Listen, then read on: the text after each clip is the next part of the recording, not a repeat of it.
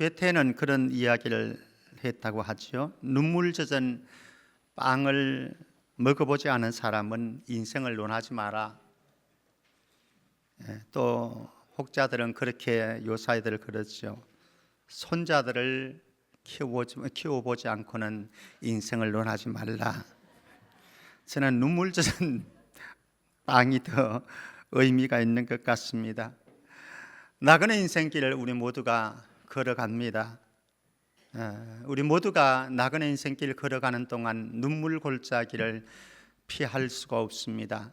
그래서 눈물 골짜기를 걸어가면서 외로움도 느끼고 통증도 느끼고 아픔도 경험하고 상처의 쓰라림도 경험하면서 흘러내리는 눈물을 닦으면서 그렇게 한 걸음씩 걸어가고 있습니다. 그래서 야곱은 애굽의 바로왕 앞에서 창세기 47장 9절 말씀 보면은 야곱이 바로에게 아뢰되 내 나그네 길의 세월이 130년이니이다. 내 나이가 얼마 못 되니 우리 조상의 나그네 길에 연조에 미치지 못하나.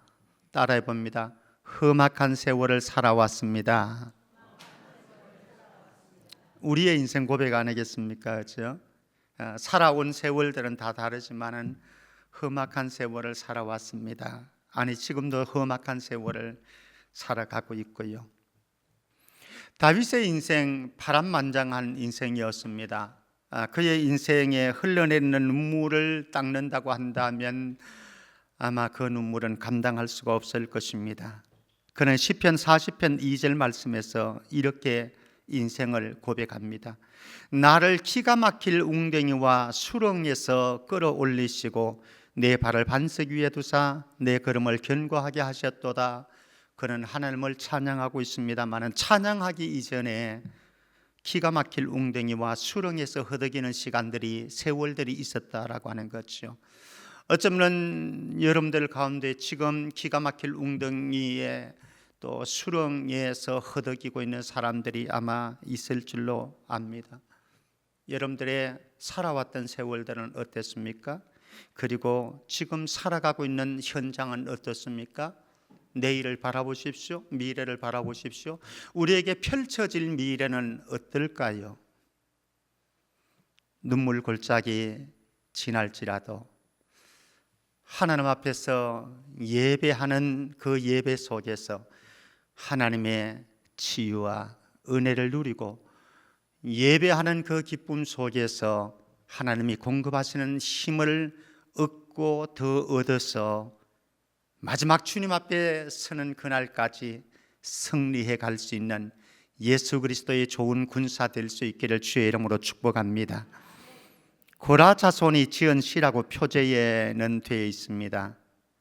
고라 아사알의 아들입니다. 고핫의 손자이기도 하고요, 레위의 정손자이기도 합니다. 레위 지파의 정손자입니다. 그리고 모세와 아론의 사촌이기도 한 사람이 바로 고라입니다. 이 고라에게는 아픈 상처가 있습니다. 아픈 경험이 있습니다. 어떤 경험이냐? 우리가 잘 알고 있듯이 민수기 16장에 가게 되었지만은 고라와 다단과 아비락과 온이라고 하는 사람들이 당을 이루었습니다. 당파를 만들어 가지고 모세와 아론을 거스르고 대적을 했습니다. 하나님께서 그들에게 진노를 하시는데 땅을 갈라 가지고 그들을 다 매장시켜 버렸습니다. 하나님께로부터 불이 나와 가지고 그들을 다 태워 버렸습니다. 정말 엄청난 일들을 경험했습니다. 민수기 16장 32절 33절 말씀 보면 배경이 나오는데요, 민수기 26장 10절 11절 말씀 한번 방송실 가보십시다. 10절 11절입니다. 땅이 그 입을 벌려서 그 무리와 고라를 삼키매 그들이 죽었고 당시에 불이 250명을 삼켜 징표가 되게 하였으나, 이런 일들이 일어난 거죠. 그런데 그 고라의 아들들은 어떻게 됐다고요? 죽지 아니하였더라. 고라의 아들들은 아버지는 그 반역에 동참을 해가지고 이런 참 엄청난 일을 겪었지만은 고라의 아들들은 그 반역에 동참을 하지 않았던 것 같습니다. 그리고 하나님께서 이 고라 후손들을 번성하게 하셨습니다. 그리고 다윗은 역대상 9장 19절 말씀 한번 가볼까요? 역대상 9장 19절 말씀에 다윗은 이 고라 후손에게 일을 맡기는데요, 아주 소중한 일을 맡깁니다. 고라의 정손 에비아삽의 손자 고라의 아들 살룸과 그의 종족 형제 곧 고라의 자손이 수정도는 일을 맡아 성막문들을 지켰으니 그들의 조상들도 여호와의 진영을 맡고 출입문을 지켰으며, 이렇게 말씀합니다.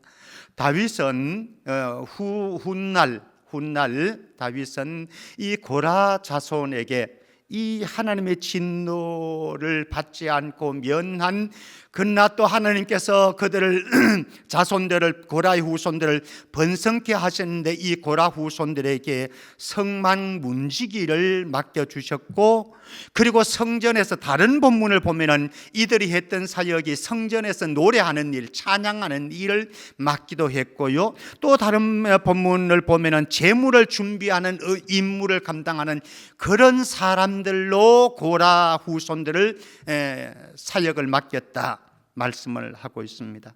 어쨌든 성전, 오늘 말씀, 성막 문을 지켰으니, 출입문을 지켰으니 성전 문지기인 고라 자손이 노래하는 노래가 바로 오늘 시편 84편입니다. 자, 그들이, 고라 후손들이 부르는 하나님을 찬양하는 하나님의 찬양의 노래가 어떤 것인지 오늘 한번 들어가 보려고 합니다. 1절에서 4절 말씀에 가면은요, 성전을 갈망하며 부르는 노래가 있습니다. 이 성전이라고 그랬을 때에 우리의 이해를 먼저 좀 돕고 가는 것이 좋겠습니다. 우리가 성전이라고 그럴 때 신학적인 개념에서는, 특별히 바울 신학에 오면은 무엇이 성전인가 하면요, 우리의 마음이, 우리의 몸이 성전입니다. 하나님이, 성령이, 거룩한 성령이 거하시는 성전이라고 그러거든요. 그래서 우리의 몸이 이미 성전입니다만은 사실은 오늘 우리가 보려고 하는 성전은 그런 신학적인 개념에서의 성전이 아니고 하나님의 집으로서의 성전인, 장소적인 개념의 성전, 예루살렘 성전, 여기로 우리는 좀 본문으로 집중을 하게 되어집니다. 그리고 우리가 드리는 예배라고 하는 것이요, 이미 우리는 신약 성경 속에서 아주 중요한 것은 우리의 삶으로 드리는 예배가 굉장히 중요합니다. 저와 여러분들이 이미 성전이 되었기 때문에 여러분들의 삶의 현장에서 여러분들이 살아가는 삶의 모습 자체가 이미 예배입니다. 그런 예배도 중요하지만 오늘 우리가 집중하는 예배는 공동체가 함께 성전에서 모여서 예배드리는 그 공동체 예배로 국한해서 우리는 오늘 본문의 개념을, 성전이라고 하는 용어도 예배라고 하는 용어도 사용하게 되어질 것입니다. 그러면서 고라 자손이 성전을 갈망하면서 부른 노래를 1절에서 4절을 보면 기록되어 있는데 한번 찾아가 보십시다. 먼저 고라 자손에게는 성전을 향한 그리움이 있습니다. 아마 여러분들도 고향을 향한 그리움이 있겠죠, 그렇죠? 그렇듯이 고라 자손에겐 성전을 향한 그리움이 있습니다. 왜 성전을 향한 그리움이 나오겠는가라고 했을 때에 아마 이 시인은 아수르의 사내립이 예루살렘을, 유다를 공략하고 약탈할 때에 아마 잡혀갔던 것 같습니다. 아수르로 끌려갔고 원치 않게 아수르에서 생활하고 있으면서 예루살렘 성전 예배를 드릴 수 없는 형편이 되어진 거죠. 그래서 성전 예배를 그리워하면서 지은 시가 바로 이 시편 84편이었다라고 하는 거죠. 예전에는, 한때는 그는 성전에 들어가서 성전 문을 지키는 사역을 했고, 그리고 노래하는 사역을 했고, 제사를 드릴 수 있도록 준비하는 사역을 하면서 하나님과 교제의 즐거움을 누렸습니다. 행복했습니다. 물론 그때는 행복한 줄도 몰랐지요. 어떤 때는 그것이 행복의 축복의 길인 줄 모르고 원망도 했을 것입니다. 입이 두 발 세 발 나와서 불평도 했을 것입니다. 그런데 그것을 그 세월을 잃고 나니까 성전에 들어갈 수 있는, 예루살렘에 갈 수 없는 지금 형편이 되고 보니까 얼마나 그리운지 몰라요. 사실 우리 주변에도 우리 성도들 가운데 그런 분들을 봅니다. 성전을 참 그리워하는데, 그래서 성전에서 공동체가 이렇게 함께 들으면서 예배를 드리는 것을 그렇게 그리워하는데, 연세가 들어가지고 또 거리가 멀어서 교회까지 못 나오시는 우리 권사님들, 집사님들, 연세 드신 어른들이 계세요. 가면은 너무 안타깝습니다. 저희들을 환대해 주는데, 여러분들 일반 성도들이 저희 교육자 신방 가면 환대해 주는 거는 하고는 차원이 달라요. 얼마나 그리워하면서 갈망하면서 저희들을 환대해 주는지 몰라요. 사랑하는 성도 여러분, 지금 여러분들이 성전을 자유롭게 드나들면서 공동체 예배로 하나님께 나아갈 수 있는 이 시간, 정말 내 인생의 가장 행복한 순간인지를 알고 감사할 수 있기를 바랍니다. 이것을 빼앗겨 보면은 알아요. 빼앗겨 보면은. 어쨌든 이 고라자손 시인은 아수르에 가서 성전 예배를, 예루살렘 성전 예배를, 과거에 이 성전에서 섬겼던 일들을, 봉사했던 일들을, 하나님과 교제했던 일들을 그리워하고 있습니다. 그러면서 지은 시입니다. 자, 그의 하나님의 집에 대한 갈망을 한번 보실까요? 1절에서 4절 말씀 보면은 하나님의 집에 대한 갈망이 있는데요, 저는 여러분들 안에 성전을 향한 이런 아름다운 마음이 불같이 일어났으면 좋겠습니다. 한번 보십시다. 먼저 1절 말씀 한번 보시겠습니까? 1절 말씀 한번 읽어보겠습니다. 같이요. 다 같이 읽겠습니다. 시작. 만군의 여호와여, 주의 장막이 어찌 그리 사랑스러운지요. 여러분들에게 교회가 사랑스러워질 수 있기를 주의 이름으로 축복합니다. 이 예배가 너무나 사랑스러웠으면 좋겠습니다. 이 사람이 복이 있는 거죠, 그죠? 만약에 우리의 마음에 성전에 대한 사랑하는 마음이 희미해졌다, 사라졌다, 없어졌다, 병들었습니다. 성도들을 바라보고 성도들에게 만나고 하는 것이 너무나 행복하고, 그래서 사랑스럽고 소중하고 달려가고 싶은 마음이 일어난다. 복된 인생인 거죠.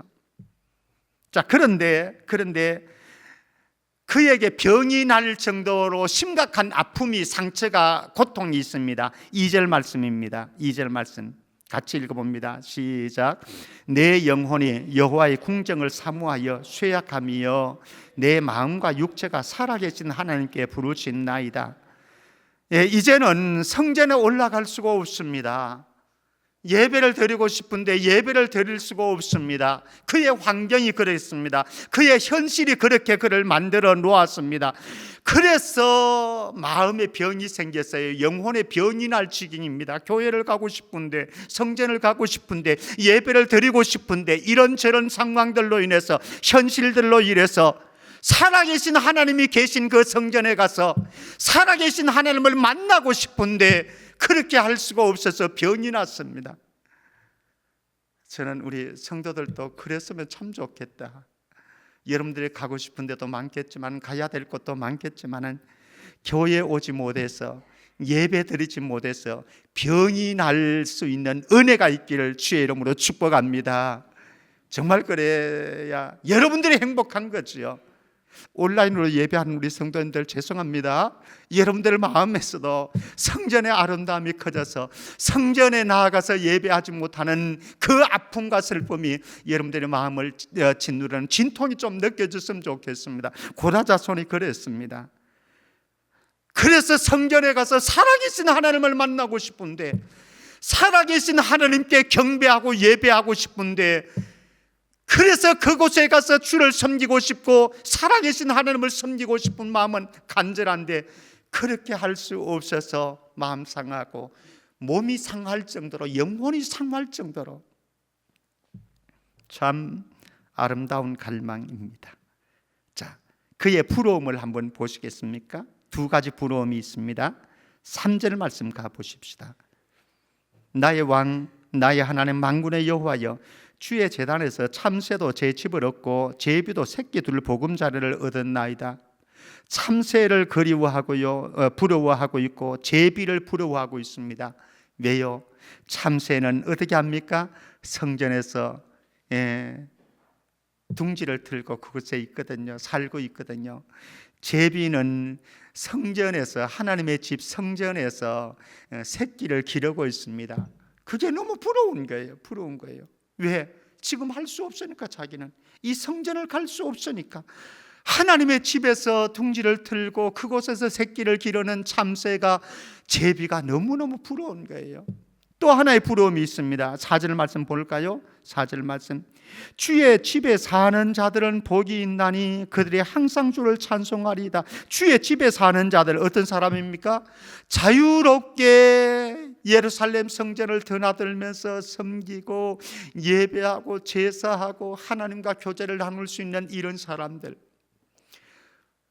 사실은 우리가 교회에 오는 이 자유가 영원히 자유로운 건 아니잖아요.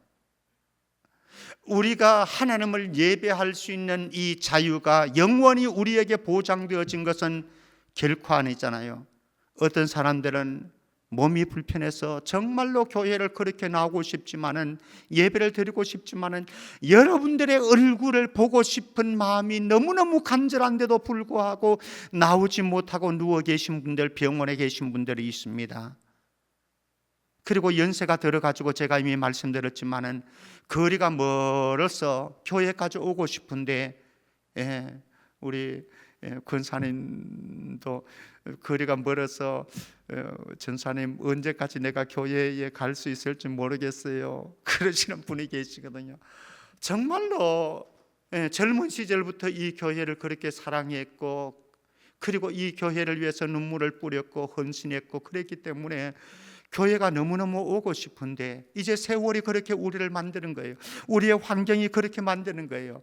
어떤 사람은 직장 때문에 매여서 그렇게 하지 못하는 사람들도 있고, 어떤 사람은 국가 통제에, 최근에 제가 이 방송을 들으니까 저 북한에서 지하교회에서 예배를 드리다가 정부에 발각이 돼가지고 감옥 신세를 져야 되는 이런 일들이 일어나고 있다고 그러더라고요. 우리는 자유롭지만은 이 자유로움을 자유로 누릴 수 없는 분들이 참 많이 있거든요. 그런데 저와 여러분들이 지금은 이 자유로움을 누릴 수 있지만 이게 영원히 보장되어진 것은 결코 아니잖아요. 그렇지 않습니까? 언제 우리가 쓰러져 가지고 병상에 있을지 침실에 있을지 아무도 모르는 이것. 사랑하는 성도 여러분, 지금 여러분들에게 주어진 성전을 찾을 수 있고 성전을 찾아서 공동체가 함께 예배할 수 있는 이 자유와 행복을 마음껏 누릴 수 있기를 주님의 이름으로 축복합니다. 자, 이제 시온을 향해서 예루살렘을 향한 순례길 여정으로 한번 가보십시다. 예루살렘 유대인들은, 남자들은 특별히 1년에 3차례 절기 때에는 반드시 예루살렘을 가잖아요. 다른 때는 못 가더라도 절기 때에는 반드시 예루살렘을 찾는데, 그 예루살렘의 공동체 예배를 드리기 위해서, 제사를 드리기 위해서 순례길을 여행을 하는 장면을 우리는 이제 5절에서 7절 말씀을 한번 들어가 보겠습니다. 복된 결심. 우리가 결심하는 때가 많습니다. 이렇게 해야지, 내가 이렇게 살아야지, 이런 일을 해야지라고 하는 결심을 하는 때가 있는데, 그 결심도 복된 결심이 있지만 서글픈 결심도 있을 수가 있습니다. 그런데 오늘 5절 말씀을 보면 너무너무 아름다운 복된 결심 하나가 있습니다. 저와 여러분들의 결심이 되어졌으면 좋겠습니다. 5절 말씀 같이 읽겠습니다. 같이요, 시작. 주께 힘을 얻고 그 마음에 시온의 대로가 있는 자는 복이 있나이다. 마음에 뭐가 있어요? 시온의 대로가 있는 자. 무엇입니까? 시온을 향해서, 예루살렘을 향해서, 공동체 예배를 향해서 나아가고자 하는 마음이 그 마음 속에 있는, 이 시온을 향해서, 예루살렘을 향해서, 예배를 향해서, 공동체를 향해서 나아가고자 하는 마음이 고속도로가 활짝 열린 사람은 복되도다. 사랑하는 성도 여러분, 여러분들의 마음속에 시온을 향해서 나아가고자 하는 고속도로가 활짝 뚫려질 수 있기를 주의 이름으로 축원합니다. 지금 우리 예배위원회에서, 찬양위원회에서 금요 기도에 함께 하십시다. 기도에 함께 동참하십시다. 정말 무진장 예를 쓰고 있습니다. 여러분들의 마음에 선한 결심이, 복된 결심이 일어났으면 좋겠습니다. 여러분들의 인생에 정말로 기도가 소중합니까?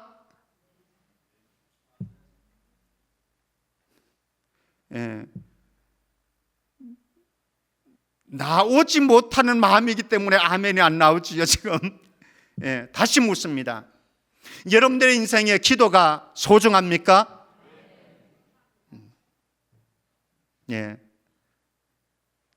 못 나오기 때문에 죄송해서 대답을 안 하신 분들이 계시지만 그래도 소중한 것은 소중합니다. 여러분들의 마음속에 금요 기도회를 향한 마음이 활짝 열려지고 고속도로가 만들어질 수 있기를 주의 이름으로 축복합니다. 지금 예배위원회에서, 찬양위원회에서 목표 따라해봅니다. 100명을 보내주십시오. 몇 명? 아직 그 100명쯤이야요. 우리 중직자들만 다 참석을 딱 해버리면 끝나버립니다. 이거는 목표도 아닙니다 사실. 그렇죠? 서리집사들 안 나와도 돼. 그렇다고 뭐 나오지 말라는 말씀은 아니고, 그러나 우리 생각을 해보십시다. 어쨌든 금요 기도회를 향해서, 또 이 공동체 예배를 향해서 내 마음에 선한 결심이 일어나고 복된 결심이 일어났다고 한다면 그 인생 아름다운 것 아니겠습니까?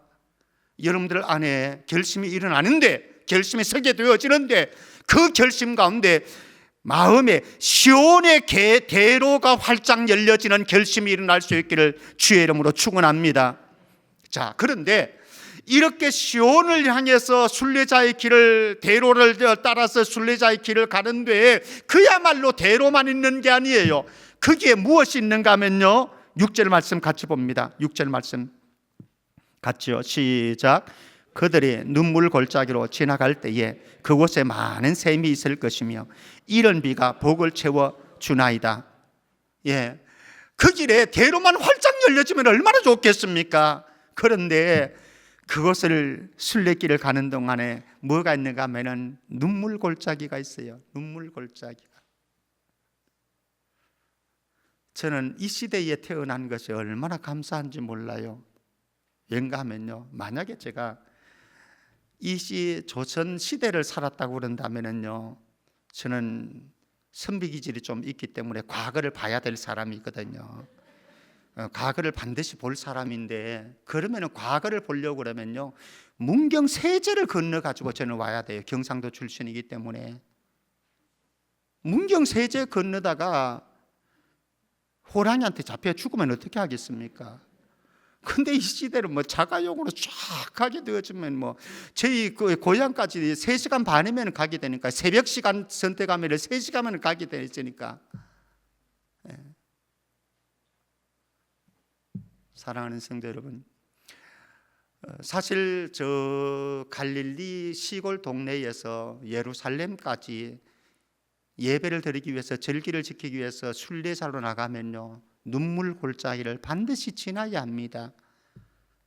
저와 여러분들이 거룩한 나그네의 인생길 걸어가는 동안 갈증도 느끼게 되어지고요, 이곳저곳 아픈 데도 생기게 되어지고요, 사별의 슬픔도 경험하게 되어지고요, 별의별 일들 다 겪게 되어집니다.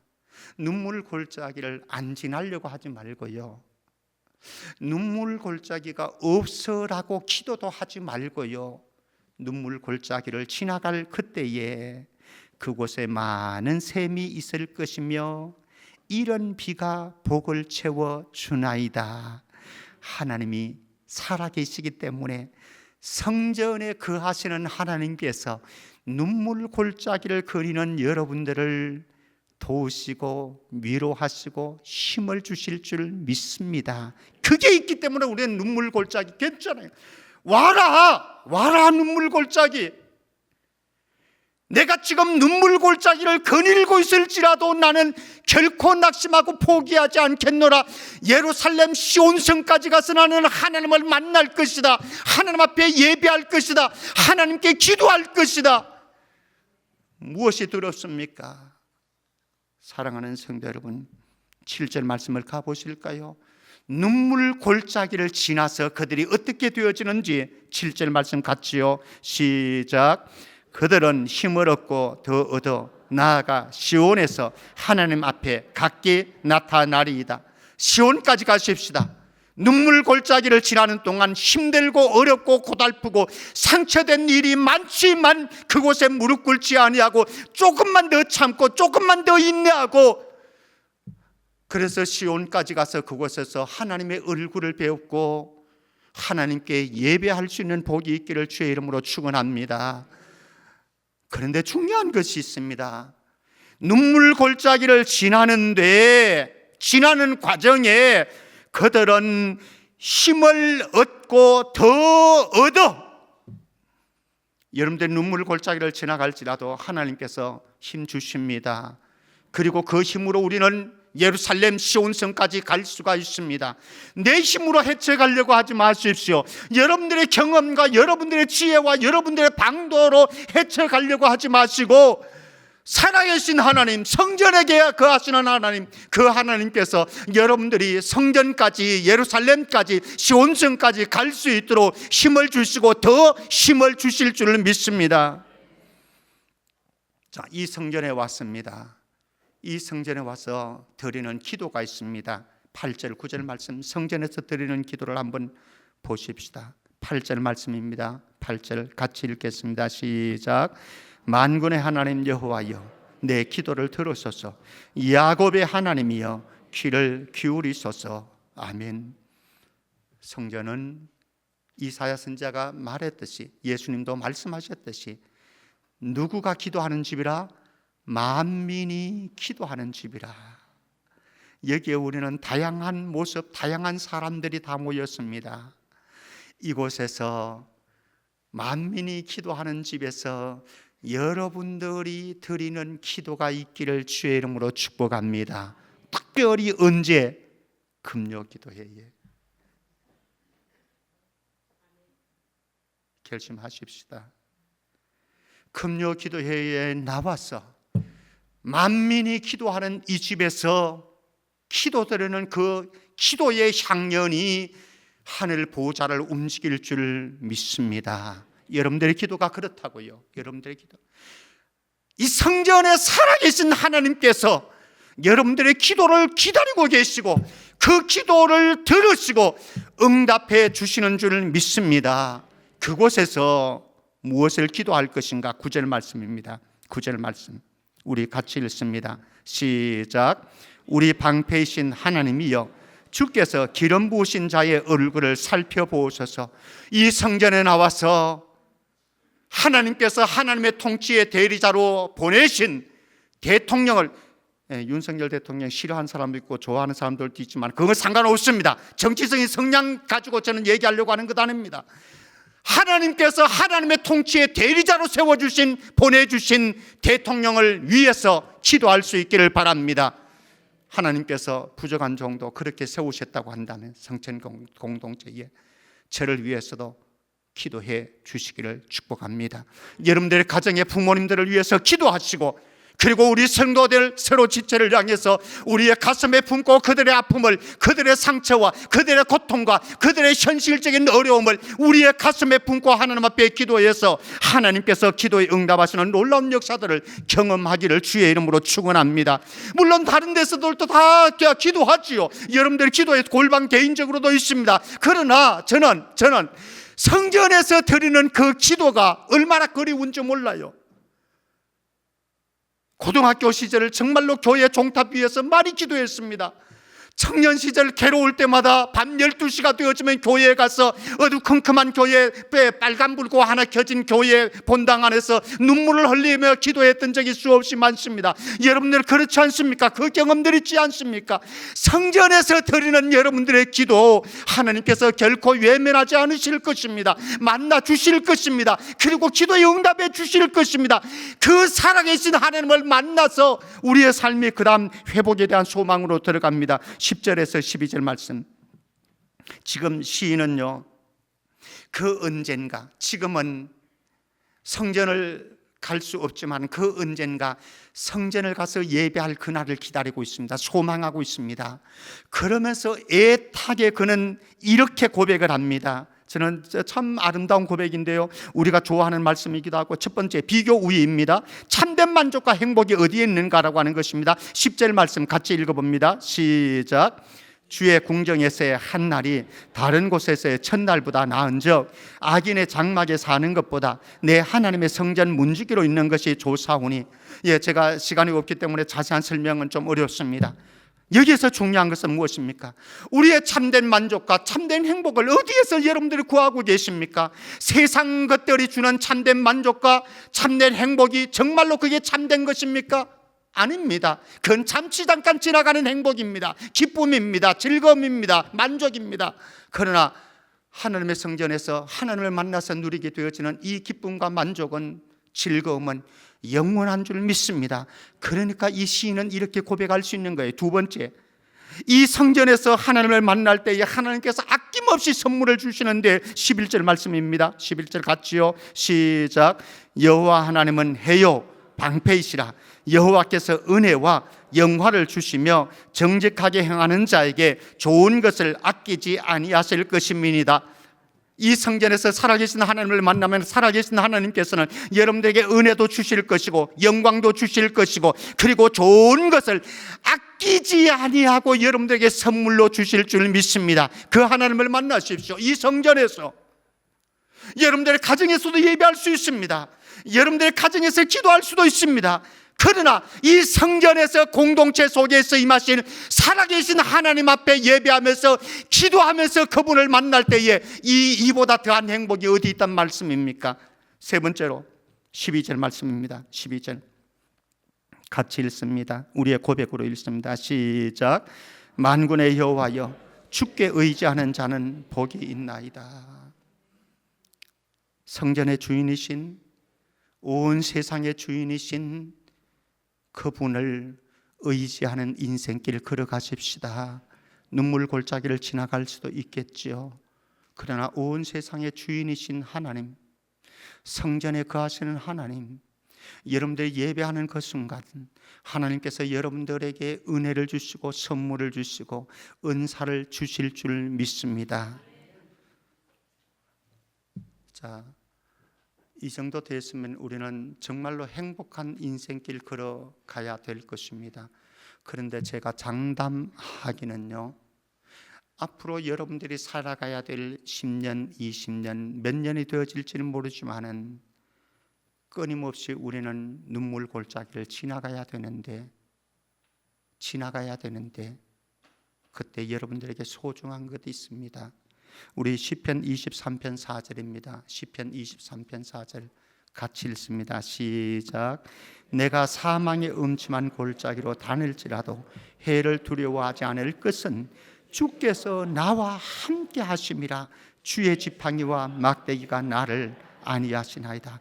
다윗은 알고 있습니다. 사망의 음침한 골짜기를 다녔습니다. 근데 그때도 선하신 목자 여호와께서 주님이 나와 함께 하셨습니다. 언제까지요? 시편 23편 6절입니다. 23편 6절 같이요. 시작. 내 평생의 선하심과 인자하심이 반드시 나를 따르리니 내가 여호와의 집에 영원히 살리로다. 이 땅에서 성전에서 여호와의 집에 사는 것도 중요하지만은 눈물 골짜기를 지나가고 사망의 음침한 골짜기를 지나가고 그렇게 걸어가다 보면은 언젠가 하나님께서 우리를 부르시는데, 오늘 찬양 드렸던 것처럼 하늘 본향에 우리를 초청하실 것인데, 그날이 가기까지 우리 모두가 내 평생의 선하심과 인자하심이 여러분들을 그 승리의 그날까지 몰고 갈 수 있기를 주의 이름으로 축복합니다.